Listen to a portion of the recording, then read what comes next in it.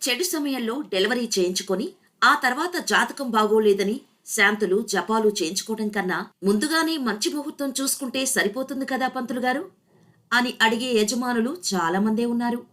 అలా చూసుకోవటం ఒకందుకు మంచిదే కాని మాకు పుట్టబోయే శిశువు పలానా రోజు పలానా సమయానికి పుడితే వాడి భవిష్యత్తు బాగుంటుంది అని సిజేరియన్ డెలివరీకి ముహూర్తం పెట్టించుకునే బుద్ధి మాత్రం పొరపాటే.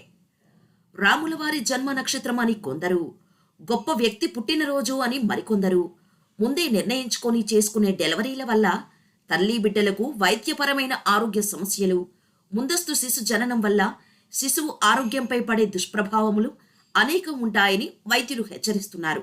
అంతేకాకుండా మంచి రోజు అని నిర్ణయించుకొని ఆసుపత్రులలో చేరటం చేత ఒకే రోజు కనీసం 15 నుంచి 30 సగటున సి సెక్షన్ చేయవలసి రావటంతో ప్రసూతి వైద్యులు కూడా విపరీతమైన ఒత్తిడికి లోనవటంతో పాటుగా ప్రైవేటు ఆసుపత్రులకు ఇది కాసులు పంటగా మారింది. ఈ మధ్య ముహూర్తాలకు డెలివరీ చేయటంతో పాటు నొప్పులు లేకుండా డెలివరీ చేయించబడును అంటూ స్పెషల్ ఆఫర్లు, ప్యాకేజీలు ప్రకటిస్తుండటం ఆశ్చర్యం. అసలు డెలివరీకి ముహూర్తం అవసరమా?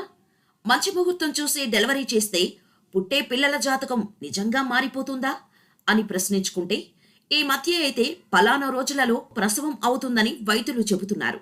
కానీ పూర్వకాలంలో అవేమీ చూసుకోకుండా హడావుడి జరిగే సాధారణ కాన్పుల వల్ల జన్మించిన వారందరూ ఆరోగ్యంగా చక్కని జీవనాన్ని గడుపుతున్నవారే కదా. అలా పుట్టిన వారిలో చాలామంది మహర్జాతకులు కూడా ఉన్నారు. అందుచేత లలాట లిఖిత రేఖ పరమాష్టం నా సఖ్యతే అన్నట్టుగా పుట్టుక చావులను గురించి మన హడావుడి ఎందుకు?